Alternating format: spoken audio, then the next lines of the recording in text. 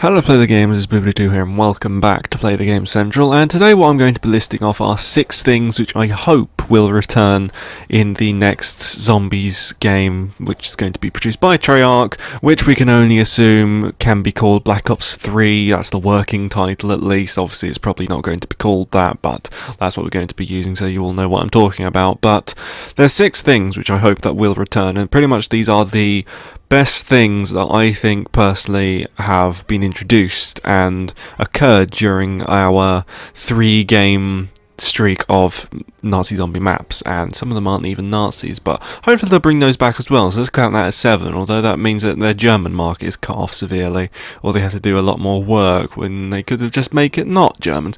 But anyway, that's number 7.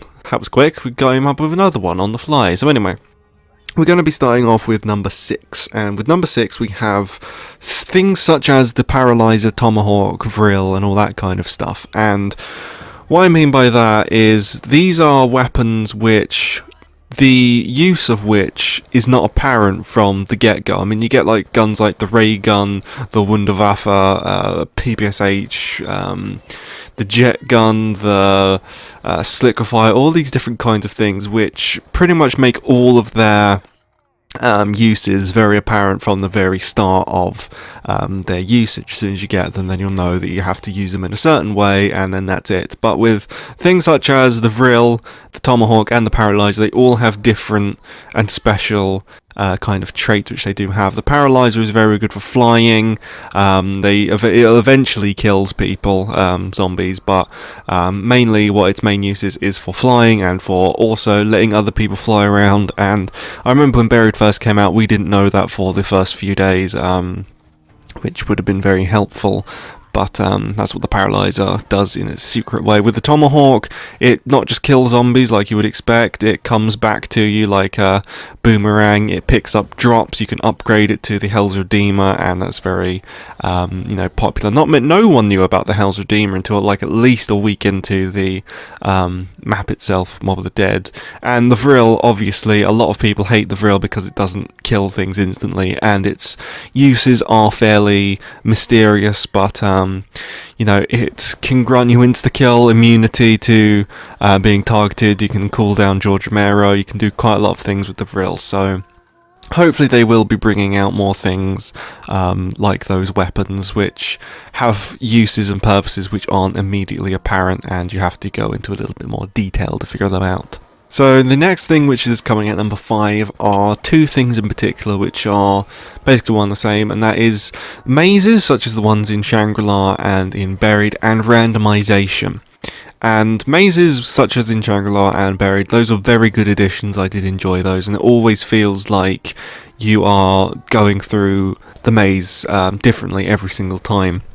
And I like that because it makes the game feel different every time you play it, which, it gives it more replayability, even though it's not too much of a interesting feature in both those maps, but something more intricate maze-like and all that different kind of thing would be really useful. I mean, you go along in the Buried maze and then you go down one route thinking that the door's open, then it's not open, and then a horde of zombies is coming at you, and then that makes you shit yourself.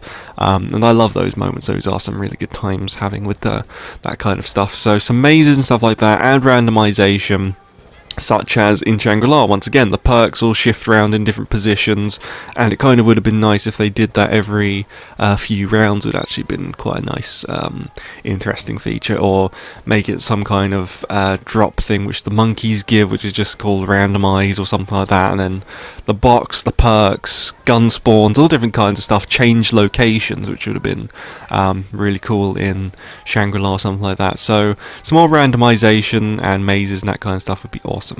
Next thing is customization, and we did have a little bit of that in Black Ops 2, but only with Green Run, really. You could Green Run and Nuketown, that was about it. And I was really disappointed. I was sorely disappointed with the amount of customization, which was rounds, pack-a-punch, hellhounds, and headshots only. Those, just no. of that kind of stuff would have been nice. I mean, you could make it so that you could lock off certain perks, make it so that you could only be restricted to one certain area of the map. You could make all different kinds of randomization things, which would have been really cool and interesting. You could even customize the amount of points that you get and all different kinds of stuff. I mean, if you play a lot of custom maps like I do and a lot of people in the community do for World at War, they do things very, very differently in their certain mods and stuff, and so I think it would be a very good idea if they made more customization all over the board, all over the maps. I mean, imagine Diarize and Mob of the Dead, where you were restricted to every perk except Juggernog and no buildables, and you had to stay in the main prison. You wouldn't be allowed to go outside. That would have been pretty cool.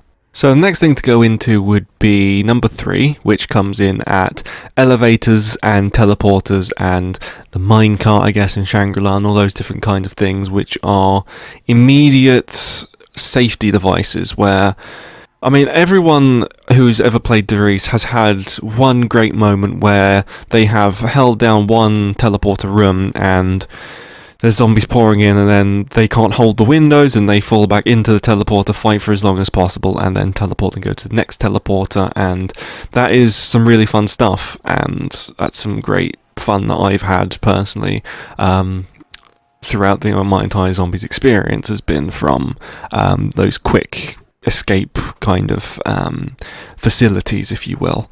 And elevators as well from 5 are very cool as well, because the main tactic in 5 is to camp in the elevators, and then for some reason sometimes the elevator doesn't work and everyone just freaks out, and then horrible stuff happens. Or amazing stuff happens, because you might just get like a nuke or an insta-kill which saves your life, which would be a godsend. But that kind of stuff, fast escapes, immediate escapes like that, I hope will return again. The next thing, which I think is a major thing which should be re-added, are really small Easter eggs similar to those in Derice, and with those ones like the brick in the Rubble in the Thompson room which flattens down, the bits of paper in the grate, the Illuminati symbols, the planks of wood behind the teleporters saying ENG for England, FRA for France, etc. And all those kind of little tiny things, they really need to re-add those, because that is something which, a lot of us people on YouTube do love doing and finding all that stuff. It's really great. Same as in Mob of the Dead and in Origins, they have the little pieces of paper and scraps of things which you have to find all of them and put them all together and all that kind of stuff. And that would be a lot better if they added more little things like that rather than just one big Easter egg. And they added a few little things in Transit and Green Run, but not Die Rise or Buried. Buried did actually have quite a few. There's a lot of interest into what's his fucking face, the big picture of the guy Fahrenheit or Faraday, Michael Faraday. That was a little bit of stuff on that which was interesting to look into, but it was kind of like a main thing. There weren't like little tiny pieces of mysterious stuff on the floor like in previous maps. And, all that kind of stuff definitely added an atmosphere and a kind of horror to it. Much like with Mob of the Dead, it didn't really have much tiny stuff, but it felt so atmospheric and hellish and horror-like that it was a massive success. So, I hope they do bring back maps which do kind of creep you out and have a bit of mystery behind them. And my one thing, the one big thing, number 1, which I would like to see introduced into the next game, are big events. And the main big event which I can really draw upon is Buried's endgame, when you finish all 3 Easter eggs and then you push the big button in the next game nearish the beginning of the game. And I do like that they save that until the next game rather than as soon as you finish the main Buried Easter egg, because it keeps the zombies on low round, you can hear what's happening, because it's a big storyline event, and so you should be paying attention very much to that, and hopefully do stuff like that in the future. That would be a lot nicer than having around 30 odd zombies charging at you constantly and you can't hear a damn thing anyone's saying. But big story events like that, and just regular little events like in one of my map ideas, which was Agartha, which is on the channel right now. If you haven't watched that, then go find it.